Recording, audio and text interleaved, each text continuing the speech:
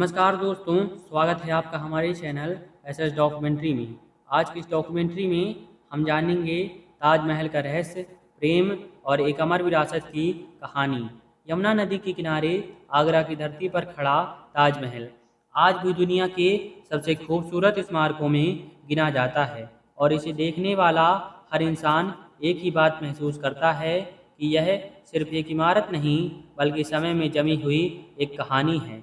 सुबह की रोशनी में यह हल्का गुलाबी दिखता है, दिन में चमकदार सफ़ेद और रात में चांदनी के नीचे हल्का नीला, जैसे यह पत्थर नहीं बल्कि कोई जिंदा एहसास हो।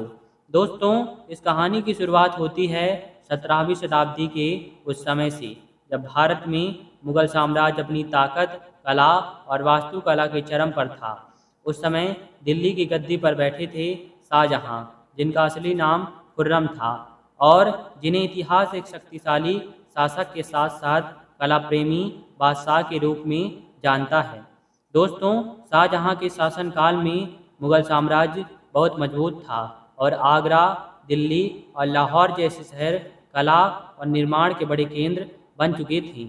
लेकिन उनकी जिंदगी सिर्फ सत्ता पर सीमित नहीं थी। उनके जीवन में एक बहुत गहरा रिश्ता था जो आगे चलकर इतिहास बन गया। उनकी पत्नी मुमताज महल, जिनका असली नाम अर्जुमंद बानो बेगम था, सिर्फ एक रानी नहीं बल्कि शाहजहां की सबसे भरोसेमंद साथी थी। कहा जाता है कि वह हर महत्वपूर्ण फैसले में उनके साथ रहती थीं और दोनों के बीच एक गहरा भावनात्मक संबंध था। साल 1631 में दक्कन क्षेत्र में एक सैन्य अभियान के दौरान मुमताज महल की मृत्यु हो गई जब उन्होंने अपने 14वें बच्चे को जन्म दिया। यह घटना शाहजहां के जीवन का सबसे बड़ा टूटने वाला पल था और इसके बाद वे लंबे समय तक गहरे शोक में चले गए। दोस्तों, इसी दर्द और याद को हमेशा के लिए जिंदा रखने के लिए शाहजहां ने एक ऐसा मकबरा बनाने का फैसला किया जो दुनिया में सबसे अलग हो और यहीं से ताजमहल का निर्माण शुरू हुआ। लगभग 1632 के आसपास इसका निर्माण शुरू हुआ और इसमें 20,000 से ज़्यादा कारीगर और शिल्पकार लगाए गए। मुख्य वास्तुकार के रूप में उस्ताद अहमद लाहौरी का नाम लिया जाता है। सफ़ेद संगमरमर राजस्थान के मकराना से लाया गया और उसे हाथियों और नावों के जरिए आगरा तक पहुंचाया गया। इसके अलावा फारस, चीन, तिब्बत और मध्य एशिया से कीमती पत्थर मंगवाए गए। ताजमहल की सबसे बड़ी खासियत इसका संतुलन है। इसका हर हिस्सा एक जैसा और परफेक्टली बैलेंस्ड है।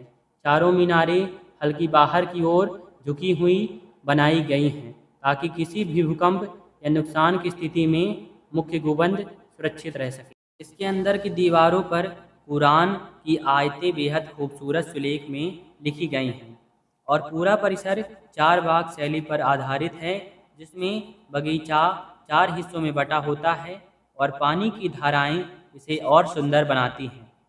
लगभग 22 साल की मेहनत के बाद यह भव्य निर्माण पूरा हुआ और यह सिर्फ एक मकबरा नहीं बल्कि मुगल साम्राज्य की कला, शक्ति और सोच का सबसे बड़ा उदाहरण बन गया।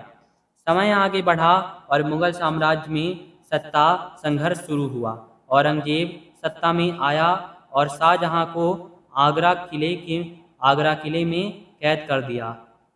कहा जाता है कि अपने अंतिम वर्षों में वे ताजमहल को यमुना के पार से देखते रहे।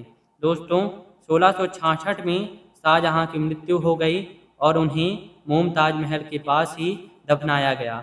बाद में समय बदला, मुगल साम्राज्य कमज़ोर हुआ, आक्रमण हुए और ब्रिटिश शासन आया, लेकिन ताजमहल फिर भी अपनी जगह खड़ा रहा। आज इसे यूनेस्को द्वारा विश्व धरोहर स्थल का दर्जा प्राप्त है और यह दुनिया के 7 अजूबों में शामिल है। दोस्तों, आज ताजमहल सिर्फ एक ऐतिहासिक इमारत नहीं बल्कि यह भारत की पहचान और दुनिया के लिए प्रेम और कला का प्रतीक बन चुका है।